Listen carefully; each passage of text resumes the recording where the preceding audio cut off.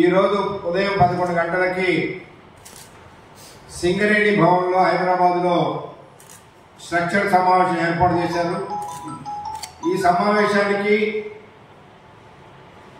Singareni Congress workers union గౌరవ అధ్యక్షులు CPI party రాష్ట్ర కార్యదర్శి కోనమనేని సాంబశివరావు గారు, మేము ఆఫీస్ బేరర్స్ అందరం కూడా హాజరయ్యాం. అయితే సింగరేణి యాజమాన్యం యొక్క నిర్లక్ష్య వైఖరి, ముఖ్యంగా ఎన్నికలయ్యి సంవత్సరంన్నర పైన అయినా ఏఐటీసీకి గుర్తింపు పత్రం ఇచ్చింది 2024 సెప్టెంబర్ 29వ తేదీ నాడు ఇచ్చారు. అంటే ఇప్పటికీ కరెక్ట్గా సంవత్సర కాలం అయింది. ఈ సంవత్సర కాలంలో ఒక్కసారి సిఎన్ఎండిలో స్ట్రక్చర్ మీటింగు, 2 సార్లు డైరెక్టర్ పాల్ లెవెల్ స్ట్రక్చర్ మీటింగులు జరిగినాయి. ఈ సమావేశంలో కొన్ని సమస్యలపైన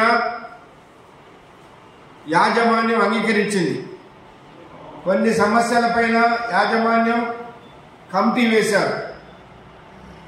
కానీ ఇప్పటి వరకు కూడా అంగీకరించినటువంటి విషయాలపైన కూడా సర్క్యులర్ విడుదల చేయలేదు. ముఖ్యంగా ఈ సంవత్సరం కంపెనీకి వచ్చిన లాభాలు, వాస్తవ లాభాలపైన కార్మికులకి 35% ఇవ్వాలని మేము అడుగుతా ఉన్నాం. వాస్తవ లాభాలు చెప్పమని 2 నెలలుగా ఆగస్టు 24వ తేదీ నాడు బోర్డు మీటింగ్ జరిగింది. లాభాలు ఎన్నొచ్చినాయో బోర్డులో చర్చించారు. కానీ ఇప్పటి వరకు కూడా వాస్తవ లాభాలని తెలియపరచడం లేదు. అంటే ఈ రాష్ట్ర ప్రభుత్వం సింగరేణి యాజమాన్యం కలిసి వాస్తవ లాభాలు చెప్పకుండా కుట్ర చేయాలని చూస్తున్నారు. అందుకే మేము ఇవాళ ఈ సమావేశాన్ని బాయ్కాట్ చేశాం. ముఖ్యంగా గతంలో అంగీకరించినటువంటి విషయాలు, సొంత ఇంటి పథకం కార్మికులకు అమలు చేయాలని అడిగాం. యాజమాన్యం ఇన్ ప్రిన్సిపల్ అంగీకరించారు, కమిటీ వేశారు. మరి కమిటీ వేసి దగ్గర సంవత్సర కాలం అవుతున్నా ఇంతవరకు ఏమైంది? మరి దాన్ని పరిష్కారం చేయలేదు. అట్లాగే ఇన్కమ్ ట్యాక్స్, కోల్ ఇండియా కార్మికులకి అక్కడి యాజమాన్యం పెర్క్స్ పైన ఇన్కమ్ ట్యాక్స్ రియంబర్స్మెంట్ ఇస్తుంది. సింగరేణిలో కూడా ఇవ్వాలని అడిగాం, పరిశీలించుతామన్నారు. ఇంతవరకు దాన్ని కూడా పరిష్కారం చేయలేదు. అట్లాగే మారు పేర్ల మీద పనిచేసిన కార్మికుల పిల్లలకి ఉద్యోగాలు గత 5-6 సంవత్సరాలుగా పెండింగ్ ఉన్నాయి. ఆనాటి ముఖ్యమంత్రి కేసీఆర్ గారు చెప్పారు, మారు పేర్ల మీద పనిచేసే కార్మికులకి సొంత పేర్ల మీద రెగ్యులరైజ్ చేస్తామన్నారు. కాలేదు. ఇప్పటి ముఖ్యమంత్రి రేవంత్ రెడ్డి గారు కూడా చెప్పారు, కానీ పరిష్కారం కాలేదు. మేము దాన్ని స్ట్రక్చర్ గత సమావేశంలో పెడితే యాజమాన్యం అంగీకరించి అడ్వకేట్ జనరల్ సలహా కొరకు పంపించారు, న్యాయ సలహా కొరకు పంపించారు. అడ్వకేట్ జనరల్ ఇంతవరకు కూడా 6 నెలల నుంచి దాని మీద ఎలాంటి సూచనలు ఇవ్వటం లేదు. ఒక పక్కనేమో ఉద్యోగాలు రాక కార్మికుల పిల్లలు ఆందోళన చెందుతూ ఉన్నారు. కాబట్టి తక్షణమే ఆ సమస్య కూడా పరిష్కారం చేయాలని కోరుతా ఉన్నాం. అదేవిధంగా ఇవాళ మెడికల్ బోర్డు దాదాపు 4-5 నెలలుగా ఆపేశారు. ఏంటంటే అది దానిలో అవకతవకలు జరిగినాయి, దాని మీద ఏసీబీ కేసు అయింది, అది విజిలెన్స్ జరుగుతుంది అంటున్నారు. ఇంట్లో ఎలుకలుంటే ఎలుకలకు మందు పెట్టాలి కానీ ఇల్లు తగలబెట్టకూడదు. బోర్డులో అవకతవకలు జరిగితే బాధ్యులైన అధికారుల మీద చర్య తీసుకోవాలి, దానికి బాధ్యులైనటువంటి వాళ్ళ మీద చర్య తీసుకోవాలి. కానీ బోర్డునే ఆపేస్తే ఇవాళ 2 సంవత్సరాల సర్వీస్ ఉండి పిల్లలు చేయలేక వాళ్ళు పిల్లల్ని పెట్టించుకుందామని ఏదైతే బోర్డుకు పెట్టారో వాళ్ళ పరిస్థితి అగమ్య గోచరంగా మారింది. కాబట్టి తక్షణమే మెడికల్ బోర్డు ఎప్పటిలాగా జరపాలని చెప్పేసి కూడా డిమాండ్ చేస్తూ ఉన్నాం. అట్లనే ట్రాన్స్ఫర్ పాలసీ అని పెట్టారు కొత్తది. ఇదేమన్నా గవర్నమెంట్ జాబులా?